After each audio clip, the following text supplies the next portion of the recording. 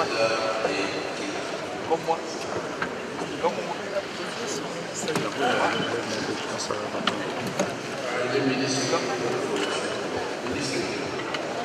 J'ai demandé au ministre en charge de la justice d'assurer la défense.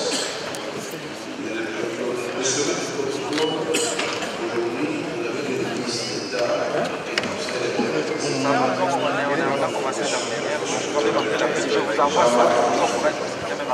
Monsieur le ministre, nous souhaitons la bienvenue et vous remercions pour votre disponibilité. Monsieur le ministre, l'aide qui fait l'objet de notre réunion concerne l'examen et le vote du projet de loi portant organisation de l'éducation professionnelle. C'est une partie du territoire suivant la procédure prévue à l'article 150 national, notre délibération de par le débat de la Cédanie. Je vais passer la parole. Il y aura un débat.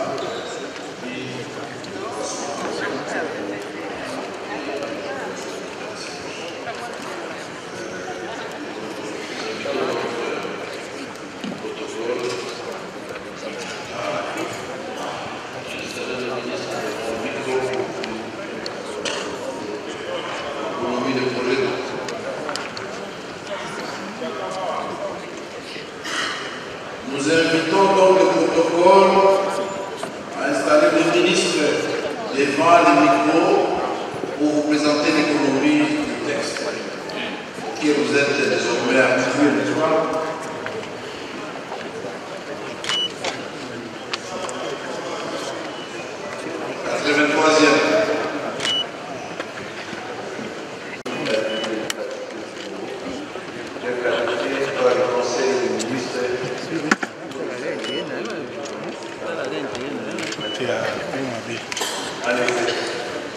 Depuis plus de décennies, comme vous le savez, la partie est de la démocratie derrière les ancêtres dictatoires et les possibilités découlant de l'agression dont il est victime de la part du Rwanda, ainsi que de l'activisme qui nous amène à nos étrangers qui opèrent principalement dans les provinces et du nord.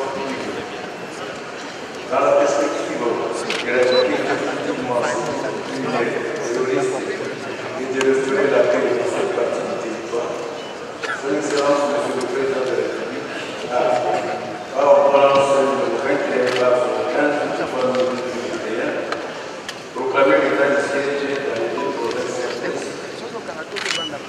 Étant donné que l'objectif recherché de la restauration de ces n'est pas à ce jour encore totalement atteint, l'état de siège conforme à l'article 114 de la Constitution doit être tous les 15 jours de son restauration sur l'autorisation du Parlement. Monsieur le Président,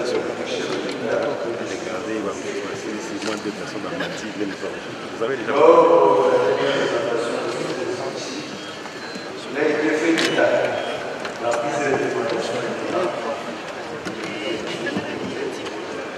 interrogation et suggestion du problème entourant le siège sur la nécessité de la mise en place mieux de la redynamisation du cadre de discussion et d'évaluation des déjà dans les différentes institutions de la République sur le siège de notre territoire national.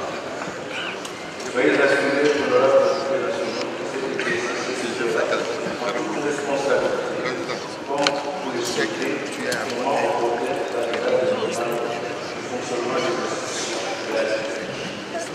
À ce jour, il est de notre public que la situation sécuritaire à l'est de notre pays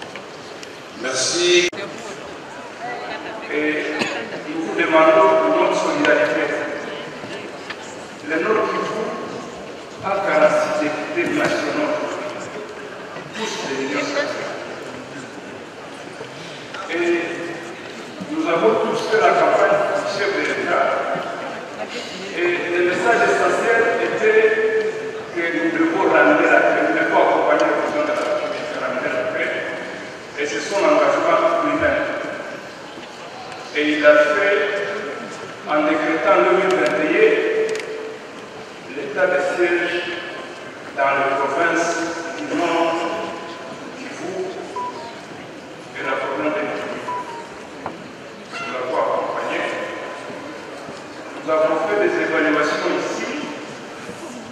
Nous avons fait même la table ronde. Mais en tant que légitime du peuple, nous avons constaté qu'il y a un problème. Et nous avons voulu nous adresser à la représentation nationale pour que vous puissiez comprendre exactement ce qui se passe. Parce qu'en fait, l'état de siège, c'est une mesure exceptionnelle. Une mesure exceptionnelle qui visait à protéger l'intégrité du territoire national contre les envahisseurs rwandais et les ADF à venir. Le chef de l'État a nommé des gouverneurs militaires et les a chargés de mener des opérations pour traquer les agresseurs, les M23 et les ADF. 3 ans après cumulativement, nous avons constaté que la situation s'est dégradée davantage. Bunagana, qui était renommé à l'époque qu'on appelle décréter l'état de siège, aujourd'hui, beaucoup de localités nous ont échappé. Et il ne nous reste que la ville de Goma pour la partie sud de la province. Et la partie nord de la province, les alliés sont en train d'étendre leur zone d'influence jusque dans les numéros. C'est pourquoi nous vous avons dit, nous voulons quand même qu'il y ait un petit débat pour vous expliquer ce qui se passe. En réalité, l'état de siège a échoué. Il faut le dire clairement. Et le gouvernement doit intégrer ça.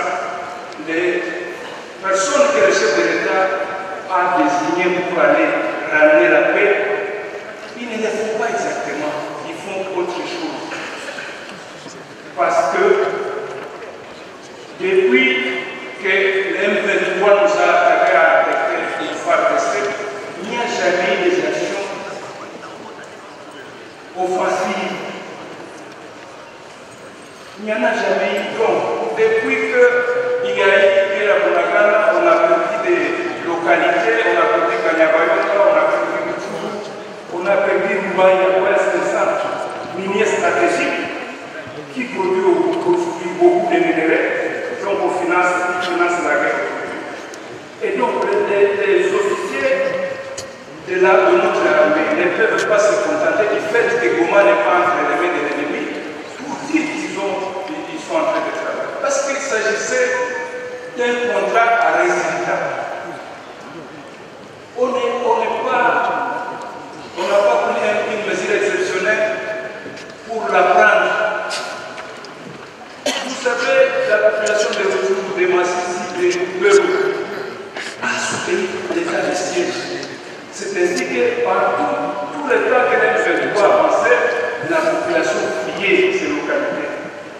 Toute la population est entassée maintenant dans les cas de déplacés à Goma. À Goma, il y a beaucoup de temps. Les gens vivent dans des conditions inhumaines.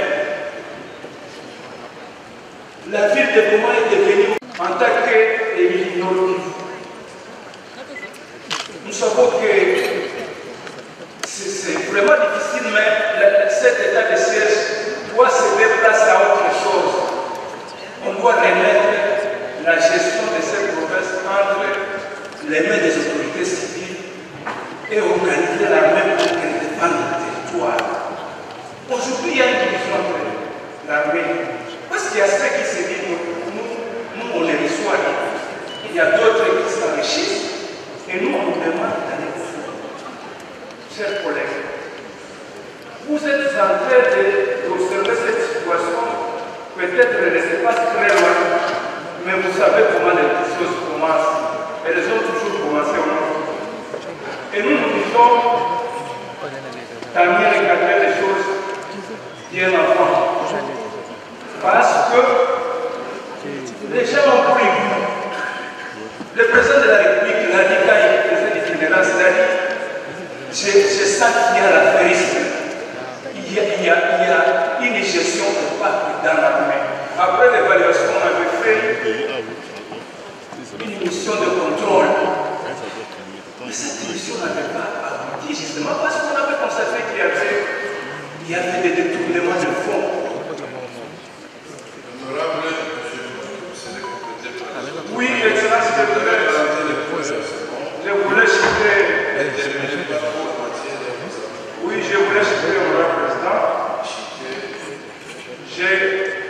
jusqu'à ce qu'on puisse faire une commission. On rappelle tous les gouverneurs, les deux gouverneurs et les commandants des opérations pour qu'ils viennent ici nous dire, nous, la représentation nationale, le ministère de la Défense sera là, le ministère de l'Intérieur, le chef d'état-major, pour nous dire exactement ce qui se passe au Nord Kivu. Parce que nous avons constaté tout simplement qu'il s'agit de l'affairisme même.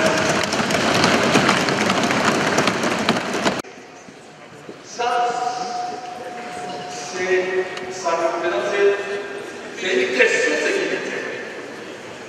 Dans l'ordonnance sécuritaire de l'État, il y a trois ministres. Il y a le ministre de la Défense, il y a le ministre de l'Intérieur et le ministre de la Justice. Il devrait venir ici présenter cette question. Parce que si on ouvre le débat, je ne sais pas si vous serez en mesure de répondre à nos questions.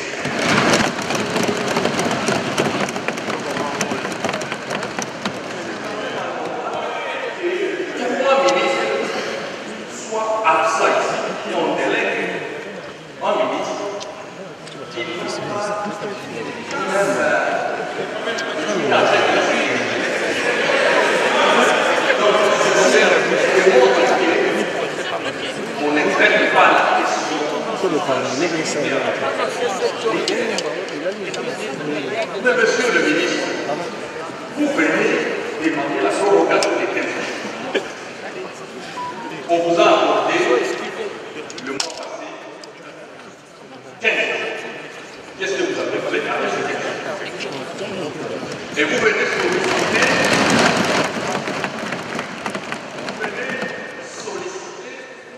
on vous accorde les 15 jours pour faire quoi?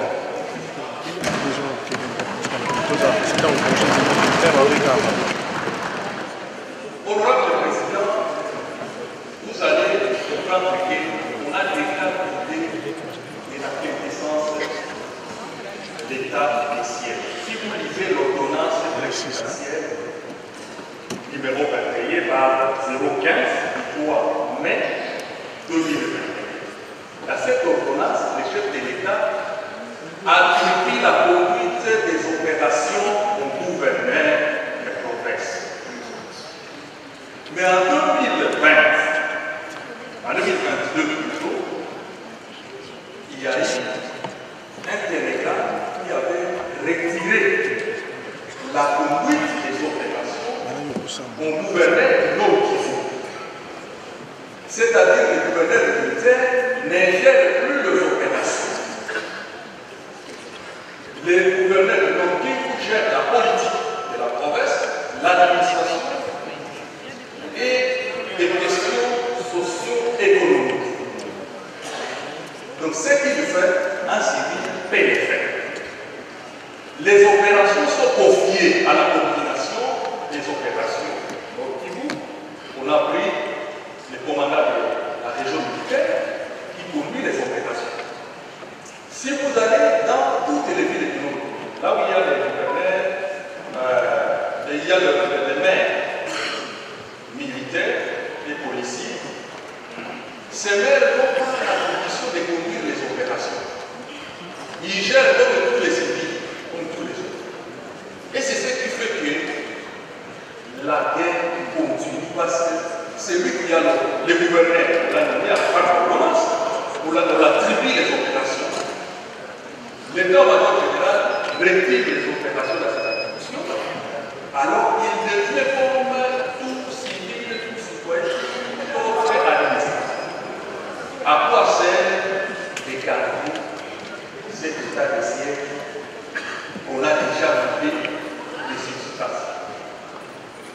Donc, honorable Président, il faut faire l'évaluation. Je suis d'accord qu'il faut évaluer cet état de siècle.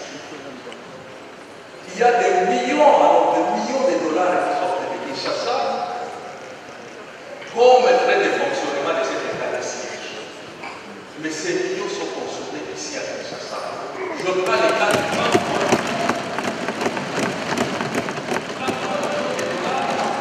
On avait affecté à 2021. Mais lorsque nous avions fait la quête avec l'ancienne commission défense et sécurité, la commission permanente, nous avions remarqué que sur les 33, il n'y avait que 4 jours qu'on avait transférés au Nord Kivu. Et que les restes avaient disparu entre Kinshasa et Goma. Honorable Président, il y a nécessité de faire une commission d'enquête sur les fonds destinés à l'état du siège. Et quand nous allons, vous allez voir, même ceux qui sont là, ils ont commencé à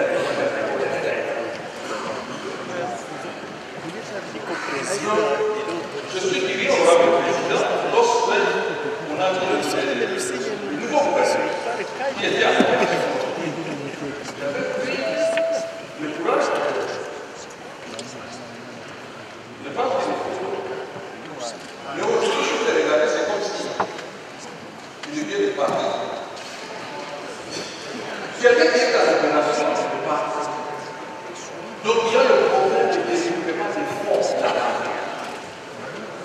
Et je comprends bien pourquoi les ministres sont là, les malades à politique. Les trois ministres qui sont là, le rôle c'est chef de l'État, défense intérieure et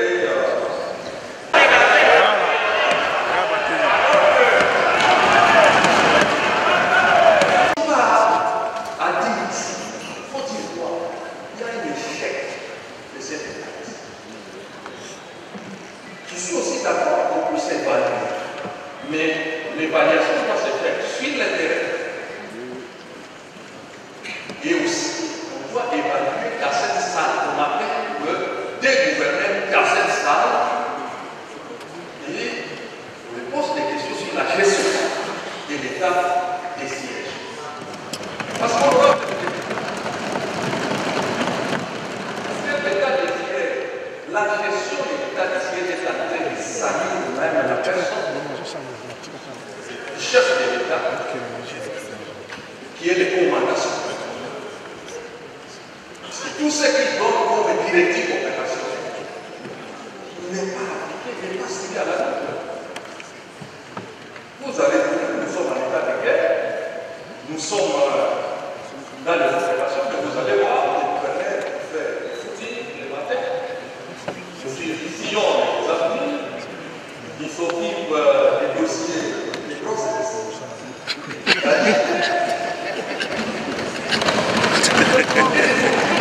Et comme vous posez la question, il faut faire les opérations ont déjà été faites.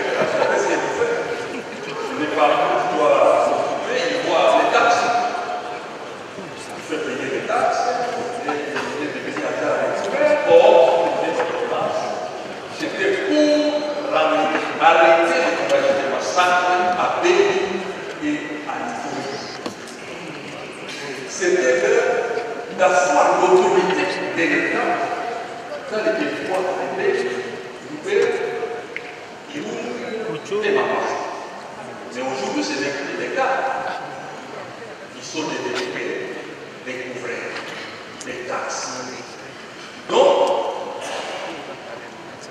moi je pense que nous devons aussi appeler les trois ministres ici. Parce que je sais que le ministre des formations professionnelles n'a pas de réponse à nous donner. On doit les appeler, les gouverneurs, et constituer une commission, pas une commission de formation, une commission d'enquête. Et moi je pense, si nous mettons une commission d'enquête, si nous enquêtons sérieusement sur la gestion seulement des fonds destinés à l'état de siège, vous assure que tout va bien. Et ça ne fera même pas qu'il.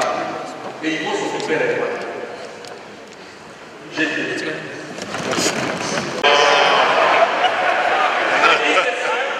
Je comprends ce que mes collègues ont dit, j'ai retiré. Non, non, pas de problème. Retirez. Oui, je retire et je continue.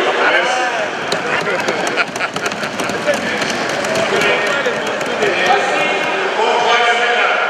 Voici les régimes sanitaires des populations du Nord Kivu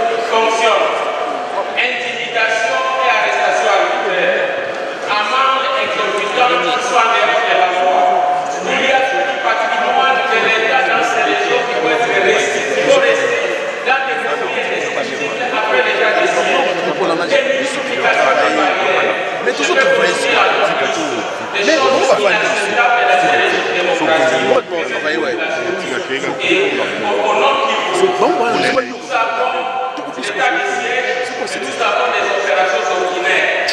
l'état des sièges, c'est une situation d'opération extraordinaire, c'est-à-dire des choses inhabituelles où on se prépare et on attaque l'ennemi intensivement.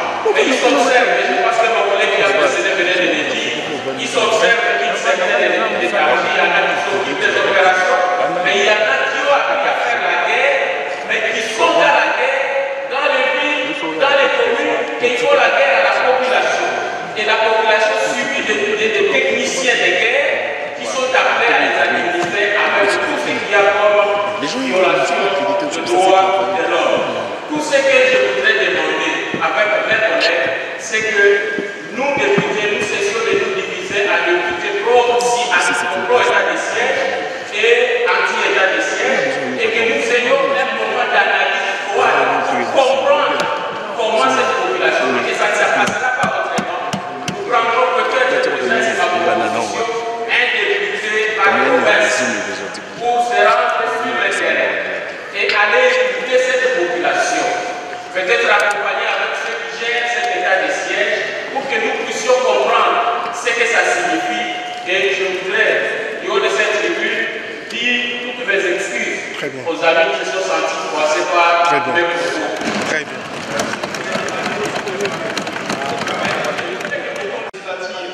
Qui suit celle qui a instauré l'état de siège, qui a accompagné, je voudrais quand même, chers collègues, comprendre que depuis 2019, nous avons insisté effectivement pour que le gouvernement trouve une solution au problème de pluie de Nord Kivu, et même ici Kivu, parce qu'il y avait beaucoup d'atrocités, il y avait beaucoup de morts d'hommes.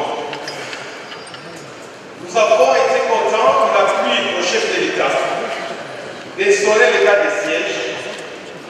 C'était le 3 mai 2021. Et nous avons espéré, avec notre population, à une paix définitive.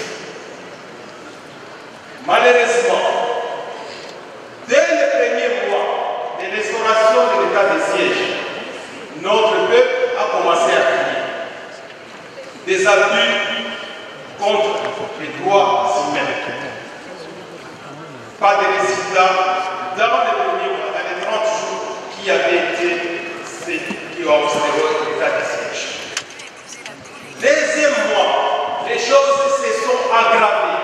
Il y avait plus de cris et de pleurs au niveau des provinces de l'Ituri et d'Idori. Troisième mois, excusez-moi, on n'en pouvait plus. Et nos populations ont sollicité à tous les députés d'évaluer l'état de siège à 3 mois. Et nous avons demandé à l'époque au bureau d'évaluer. Il ne nous a pas été accordé. Mais plus tard, nous avons parlé individuellement avec les collègues députés qui étaient dans la salle. Et tous dans la salle, à l'entrée du bureau, nous avons montré les papiers qu'il fallait évaluer l'état de siège. Et le président de l'Assemblée à l'époque, il avait accepté que nous puissions évaluer. Nous avons fait 3 mois d'évaluation de l'état de siège avec la commission défense et sécurité. Et après 3 mois de travail qui étaient durs, et j'ai l'honneur de dire que les rapporteurs étaient les rapporteurs actuels de Jean Nouveli, mais il était à ce moment-là rapporteur de la premier président, je crois, de la commission défense et sécurité. Nous avons eu à travailler et on a prouvé effectivement que l'état de siège ne convenait pas pour remettre la paix en Est. C'était un travail qui a été fait avec des experts militaires, des experts de la police, des experts du renseignement, en présence de 5 ministères, les ministères des Finances, les ministères du Budget, les ministères de la Justice, les ministères de l'Intérieur. Et j'oublie qu'il y a un ministère que je oublié, le ministère de la Défense. Merci, Madame la Présidente. Alors, nous avons voté ici parce que le travail de la commission s'est achevé après 3 mois et on a présenté ce travail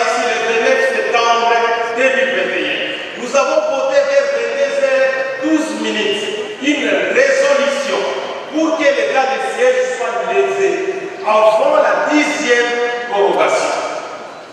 Et après nous, il y a eu beaucoup d'autres missions du gouvernement, dont le Premier ministre à l'époque Samaloukonde qui est au Sénat. Et dans chaque mission, la population territoriale du Nord Kivu voulait qu'on lève l'état de siège. Et chaque fois, notre respectable honorable Jolie, qui est ici notre rapporteur, faisait partie de cette mission. Toutes les résolutions existent.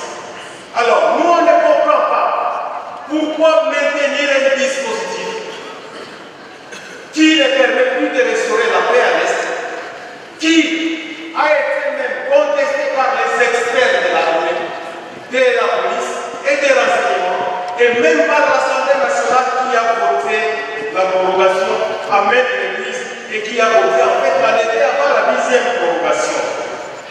Honorable député, chers collègues, jusqu'à ce jour, l'état de siège n'a rien fait pratiquement. Pourquoi je le dis? Nous avons travaillé avec l'état de siège au début, avec l'ordonnance, quand il n'y avait même pas ce phénomène Rwanda M23. Il y avait des résolutions importantes qui devraient résoudre ces questions de l'Est pour que même la rébellion n'existe pas ou alors qu'il n'y ait pas l'agression que nous sommes en train de connaître aujourd'hui. Mais nous n'avons pas pu travailler comme il se doit. Et le résultat de l'état de siège aujourd'hui, si vous faites le bilan comparatif, il y a plus de groupes armés qui se sont créés qu'avant l'état de siège. Il y a eu plus de morts aujourd'hui qu'avant l'état de siège. On est dans un taux qui dépasse même 500%. Il y a eu plus de déplacements qu'avant l'état de siège. On dépasse même le taux de 1000% de déplacements aujourd'hui. Il y a plus de destruction qu'avant l'état de siège. On dépasse même 800%. S'il faut parler des axes routiers, la plupart des axes routiers sont freinés aujourd'hui, sont bloqués parce que les groupes armés pilulent partout. Et parfois, il y a des civils qui s'hasardent, ils peuvent passer, mais souvent ils sont tués. Il n'y a pas eu 1 centimètre de territoire récupéré avec l'état de siège. Il n'y en a pas eu. Il y a eu, par contre, l'affairisme, les business, les minéraux qui ont explosé. Il y a eu des exploitations illicites, des Chinois qui sont partout, qui opèrent dans des milieux où il y a les groupes armés. Parfois, on se comprend, on se demande, mais quel est l'accord entre le gouvernement et ces Chinois, tous ces opérateurs miniers, dans des zones où il y a des groupes armés, mais ils sont bien sécurisés, ils sont parfois avec des militaires du gouvernement congolais, et on ne comprend pas en fait qu'est-ce qui se passe. Quand vous allez aujourd'hui évaluer l'état de siège, je donne l'exemple de ma province de Ituri. Vous allez demander au gouvernement militaire, dites-nous qu'est-ce que vous avez fait avec l'état de siège, pendant l'état de siège. Il va vous amener dans la ville, il va vous montrer des portions de goudron qu'il a fait. Donc la route est réhabilitée, donc il a arrangé quelques kilomètres de route dans la ville, à peine 10 kilomètres, et il dit voilà l'état de siège à l'issue. Mes chers collègues, l'état de siège n'avait pas un objectif de construction de route. L'état de siège c'était pour la sécurité. Vous demandez au gouverneur quel est le résultat. Il va vous montrer les bâtiments publics qu'il a révélés, les hôpitaux et d'autres salles de fêtes, des salles de référence. Il dit voilà ce que nous avons fait avec l'état de siège. On ne doit pas jouer avec la population jusqu'à ce niveau-là. Et je vous dis, chers collègues, qu'est-ce que le peuple attend de l'état de siège? Nous attendons l'arrêt des massacres et les massacres continuent aujourd'hui. Nous attendons le retour dans les milliers respectifs des villages qui ont été détruits. Nous attendons que ce peuple rentre là-bas. Nous attendons qu'il y ait la démobilisation de ces gens qui ont pris les armes. Et nous attendons qu'il y ait la réhabilitation des victimes. C'est ce que nous attendons. Et non la construction de goudron, je ne sais pas répéter les livres, les écoles, les lois. Ce n'est pas ce que nous avons attendu de l'état de siège. Chers collègues, je vais commencer par citer. Vous savez qu'avec l'état de siège, les collègues nous l'a dit, nous avons évalué. Je donne les chiffres avec précision. Sur 3 mois, parce que le gouverneur militaire, le 2 de l'Ituri et du Nord Kivu, disait à l'époque qu'ils n'ont pas les moyens pour pouvoir gérer l'état de siège et faire les opérations. C'est comme ça que nous avons convoqué l'Assemblée nationale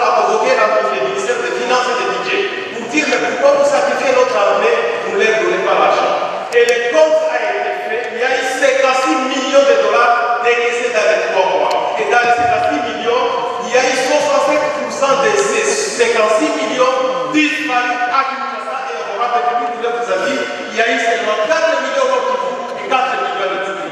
Nous sommes dans quel pays? Ce n'est pas normal, on doit rester. Honorable député, les animateurs de l'état de siège jouent aujourd'hui devenir des politiciens. Les mêmes stratégies que nous, les politiques, nous montons et aussi les font. Des militaires qui ont des militants. Des militaires qui ont créé des radios. Il y a une radio qui existe, des radios de propagande politique, pour s'attaquer à l'Assemblée nationale, pour s'attaquer aux élites du peuple. Et vous savez ce qu'ils ont fait récemment? Ils ont injurié les députés nationaux. Les copistes parlementaires ont été empêchés même de pouvoir être reçus, de faire son travail à la promesse électorale pendant les vacances que nous verrons les dépasser.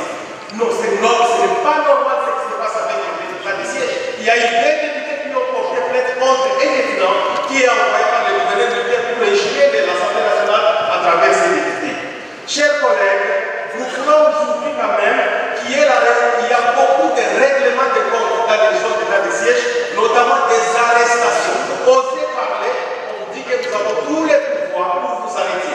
Et on vous arrête au premier prison. On a arrêté plusieurs leaders communautaires qui pourrissent en prison. Et je vais dire qu'avec l'état de siège, la justice souffre. Parce qu'on a un problème avec les magistrats assis comme les magistrats debout, et on ne sait plus expédier les dossiers rapidement. Et la conséquence, il y a beaucoup de gens qui meurent en prison parce que tout simplement la justice elle est au ralenti, faute de l'état de siège. Je vais donc terminer en disant ceci. Aujourd'hui, nous connaissons une baisse sérieuse des recettes dans les provinces de notre niveau de Ituri, parce que tous les postes de douaniers sont gérés par l'armée. Et figurez-vous, ça fait plus de 3 ans, personne ne connaît les recettes qui entrent dans les deux provinces. C'est géré entre les acteurs qui sont sur le terrain avec Kinshasa, et nous ne savons pas combien d'argent sont envoyés aussi au niveau des zones opérationnelles. C'est un problème sérieux. Les opérateurs miniers dans les sites gérés par des groupes armés, ces problèmes doivent être précis. Nous avons fait la tête, on a trouvé que les ordres viennent de Kinshasa pour dire que les gens ils ont tel, vous laissez les faire. Ça, c'est un problème. Et les gouverneurs peut-être vous disent partout, vous allez baptiser où vous ne ferez rien. Je crois qu'il faut trouver une solution à ce qui disant la population et cesser de faire l'outrage à l'Assemblée nationale. Parce que ce que les gouverneurs militaires font, c'est l'outrage à l'Assemblée nationale. Honorable Président, aujourd'hui vous puissiez restaurer l'image de l'Assemblée nationale, qui est la deuxième institution de la République et qui doit être respectée après les chefs de l'État. Nous sommes des élus du peuple et des élus légitimes. Et honorable, ici c'est le temps de sacré, on ne peut pas s'amuser à jouer avec les élus du peuple. Les députés, nous sommes tous ici et nous avons demandé à ce qu'il y ait une commission d'enquête, qu'on associe les collègues de toutes les 26 provinces, si on peut envoyer un représentant, et qu'on aille là où il y a des problèmes, s'il faut aller dans les territoires, la municipalité va nous faciliter avec des hélicos et tous les enjeux aussi de la sécurisation avec nos éléments de force d'armée congolaises, avec des drones, qu'on voit la réalité et qu'on fasse un débat, en fait qu'on trouve la réalité de ce qui s'est passé. Pourquoi? Parce qu'on nous a sali, nous de l'Est. On nous a sali pourquoi? Il y a eu justement des affaires invisibles qui sont des animateurs de l'état de siège qui disent que non, et ça va c'est tous les députés de l'Est qui avaient des groupes armés. Et c'est comme ça qu'on a commencé ici à donner des décisions sur l'état de siège sans pouvoir faire intervenir les députés de l'Est. Et vous savez cette fameuse phrase quand on disait quitter les groupes armés, c'est justement parce que nous avons été exclus de tous les processus. Nous sommes en train de voir aujourd'hui avec cette législative pour que la valeur des élus de l'Est revienne à sa place et que nous puissions décider ensemble parce que nous aurons une même république démocratique du Congo. Président, j'ai dit et je vous remercie.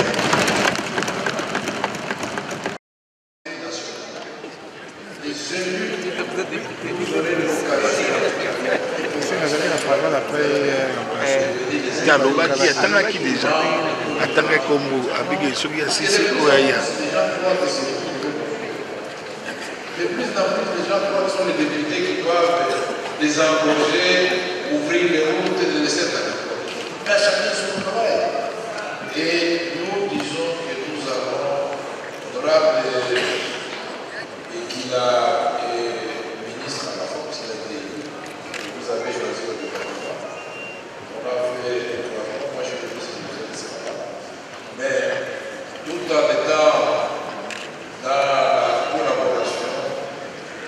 institutionnel, et ça va très bien.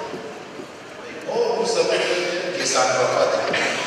Si ça allait bien, on allait déjà le puisque un petit mètre carré, comme ça. Mais pourquoi l'argent doit sortir du trésor public pour que chaque jour, on constate que toujours, Iragogo, Massissi, et maintenant, on commence même à menacer Loubero, Abéni, ça va, et à Boudémo, c'est à côté de Loubero. Si on ne fait rien, nous allons nous retrouver. Vous savez comment ça va tomber? À l'Ituri, on sait que là. Est-ce que vous savez que l'Ituri est à besoin de notre besoin? Maintenant, les agents c'est plus. Vous avez dit à Mambasa et Mangurujipa et la province de Abdallah et de Mambasa. Et puis, vous avez pas dit à Mangurujipa, honorable président. Voilà, et même à Loubero Mangurujipa. Donc, nous avons passé la parole à notre collègue honorable Néné.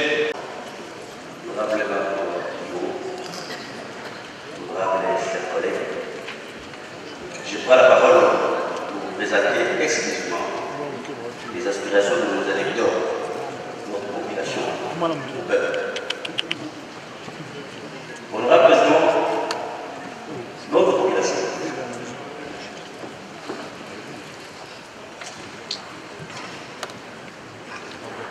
a manifesté l'approbation du président, totalement contre les différentes recommandations d'état de sécurité.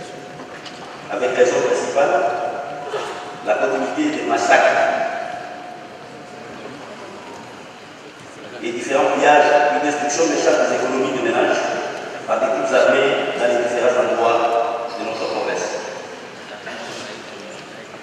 Monsieur le Président, honorable membre du bureau, honorable député, chers collègues, l'état de siège était décrété pour neutraliser les groupes armés locaux et étrangers.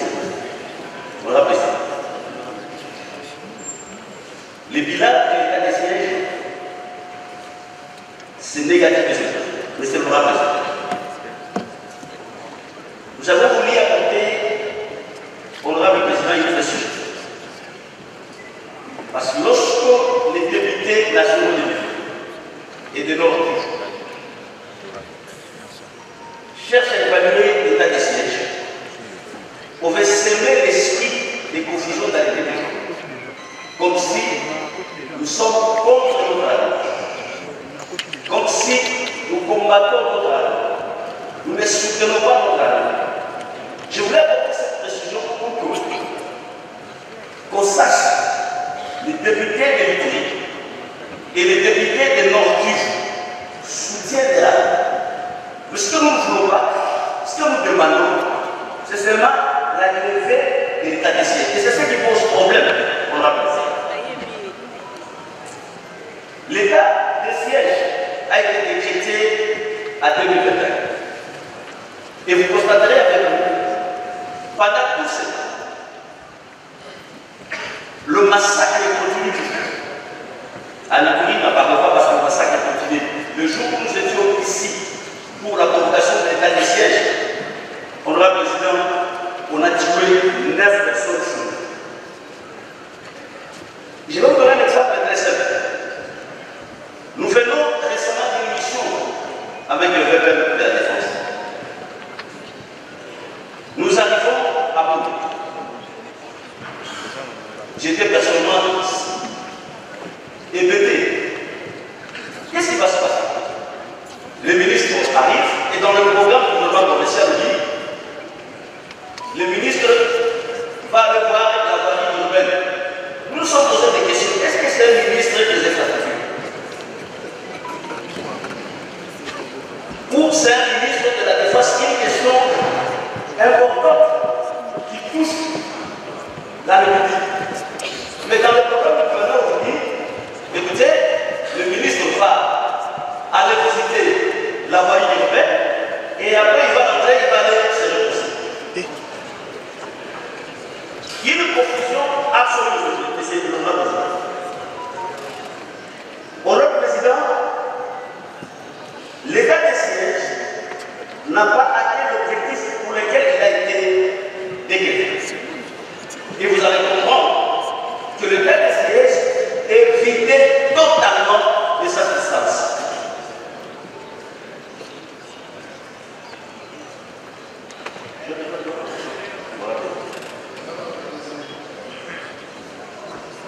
Oui. Si vous pouvez intervenir,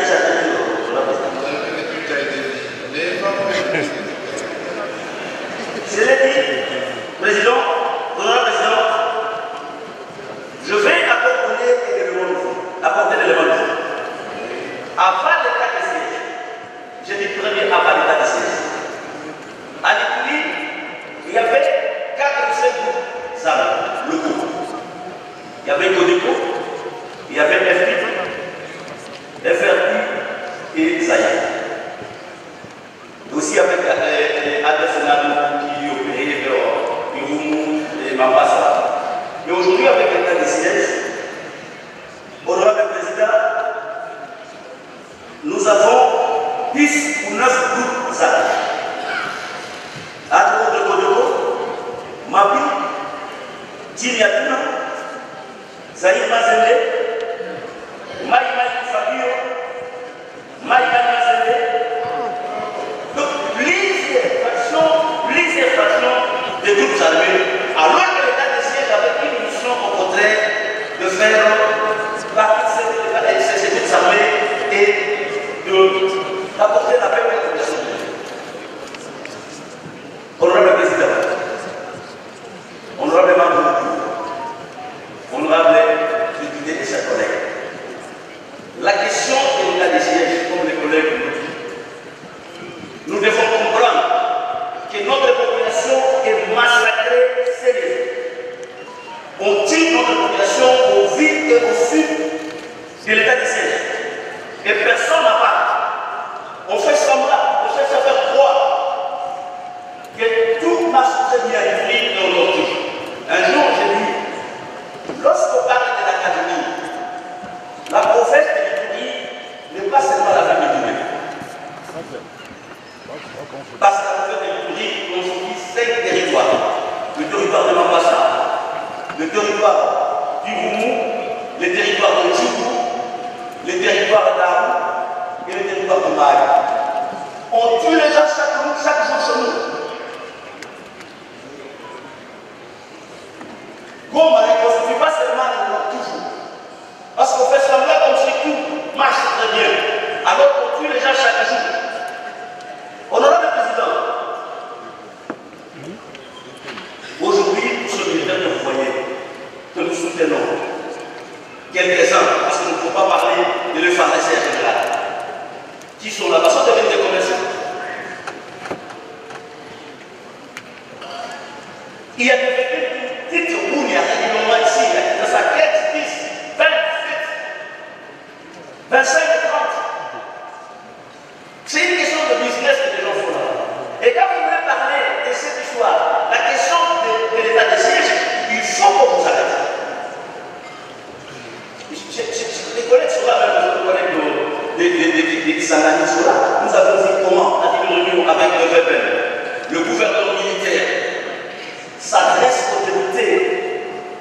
Et je me pose la question, même la notion élémentaire de préséance, parfois déjà oubliée. On s'adresse aux députés comme de petits garçons de tous. Nous étions là, honorable président, avec nos collègues de la CHOP.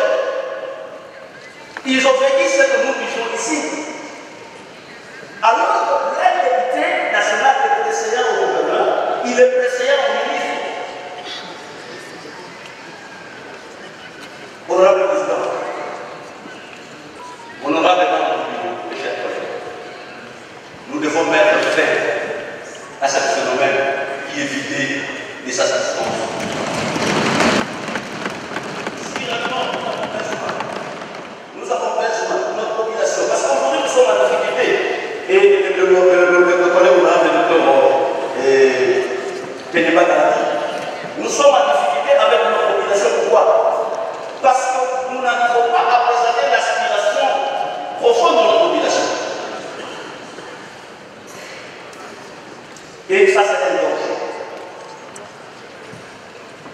d'accord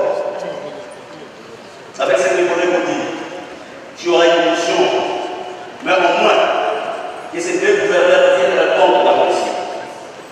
Parce que nous avons des questions techniques, des questions que nous devons poser à ce gouvernement. Et aujourd'hui, on vient réclamer pour les 15 jours. Nous avions accordé les 15 jours. Les 15 jours est fini, est expiré. Et aujourd'hui, on vient encore réclamer les 15 jours. Et pendant ces 15 jours, le gouvernement sera en mesure de poser la paix. Moi, je te dis. C'est une manière, tout simplement, de distraire la population, une manière tout simplement de distraire les élus du peuple. Et ça met en difficulté avec la population. On massacre la population, on tue la population. Et chaque année. On a besoin pour chiter.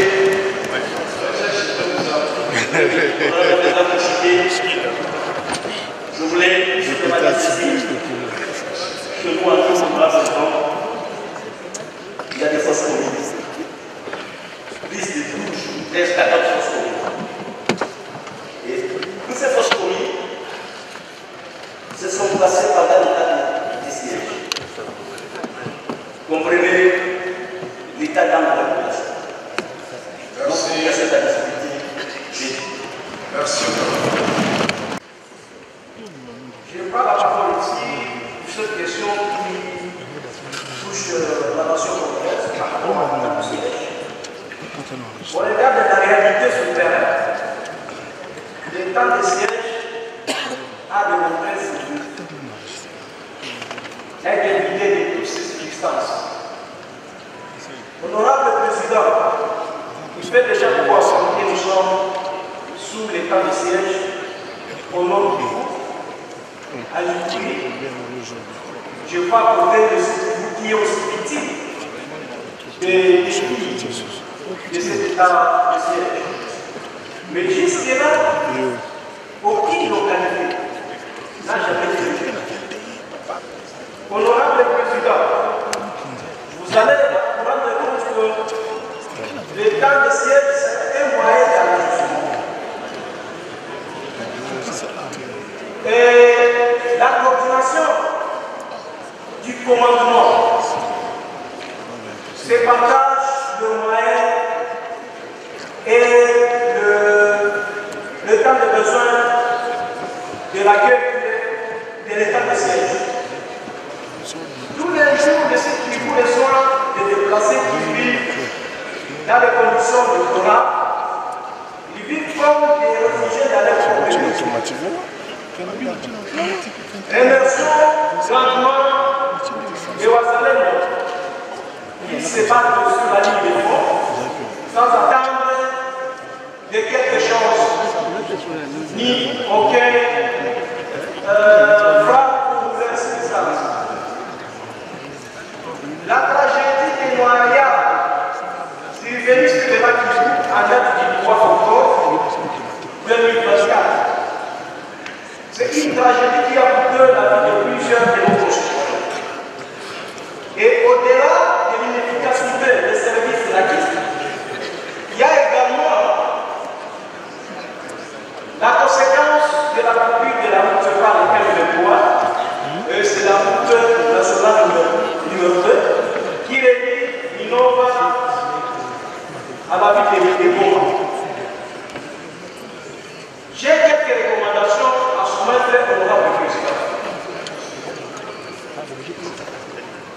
La première recommandation, c'est de voir le commandement de la guerre à l'Ibri est bien structuré. Parce que jusque-là, on ne sait pas qui fait quoi pendant cette guerre de l'état de siège. Deuxième recommandation, c'est de mettre en place une commission pour enquêter sur la situation sur terre, parce que nous sommes ici à Kinshasa, mais sur terre, il y a d'autres réalités. Et cette commission doit essayer de démontrer toute la réalité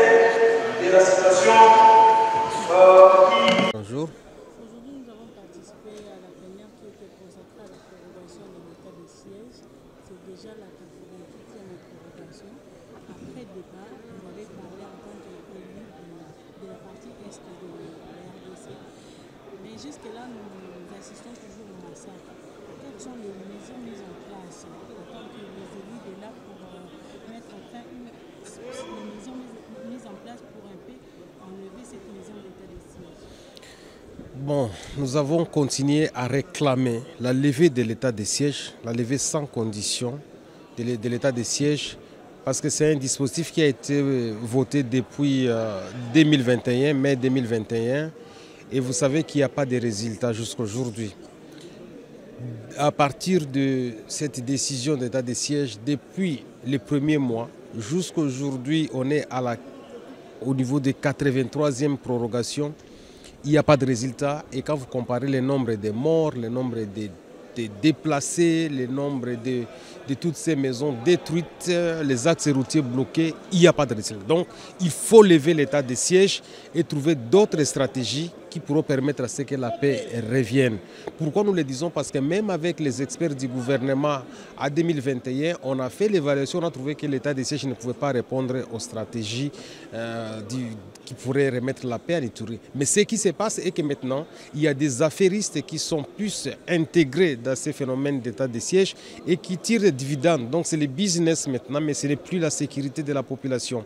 Donc nous sommes en train de demander à la représentation du peuple, l'Assemblée nationale, de descendre sur le terrain. Parce que souvent on pense que nous, les députés de l'Est, c'est nous qui cachons les vraies informations. Nous voulons qu'il y ait une mission d'enquête où nous descendons avec les délégués de 26 provinces, on palpe de la réalité des doigts et on revient, on fait un débat sans passion et on trouve des solutions pour lever l'état de siège qui profite maintenant à certains individus et on donne des moyens à l'armée, aux policiers et à nos forces de renseignement pour neutraliser tous les bandits qui opèrent et tous les groupes armés, y compris les terroristes MV3 et les groupes étrangers, sans état de siège, parce qu'on l'a fait. À l'époque, on a neutralisé MV3 sans état de siège. On a trouvé des solutions au problème des Kassai, des Kamouina Sapou sans état de siège, que ce soit au niveau de l'Équateur, les Aignes, c'était sans état de siège. Donc les opérations, ça ne veut pas seulement dire l'état de siège. Donc c'est à cela que nous voulons que les civils récupèrent les pouvoirs, qui se concentrent à mobiliser les fonds, à gérer l'administration et que les militaires aillent effectivement au fond, parce que les gouverneurs que nous avons maintenant dans les provinces sous occupation de l'état de siège ne respectent plus pratiquement la population, ne font plus des opérations militaires et ils sont là pour le business et pour faire l'administration. Voilà. Pensez-vous vraiment avec les civils, ils vont éradiquer sur la situation sécuritaire? Non, ce n'est pas les civils qui vont éradiquer les forces négatives. Les civils ont toujours été là pour l'administration et pour gérer les pays. Mais les militaires, ce sont les forces de défense. Nous avons les policiers qui sont nos forces de sécurité, des personnes et des biens. Et nous avons les renseignements militaires et civils qui doivent nous donner toutes les informations pour éradiquer toute menace. Donc les militaires, ils sont dans leur travail.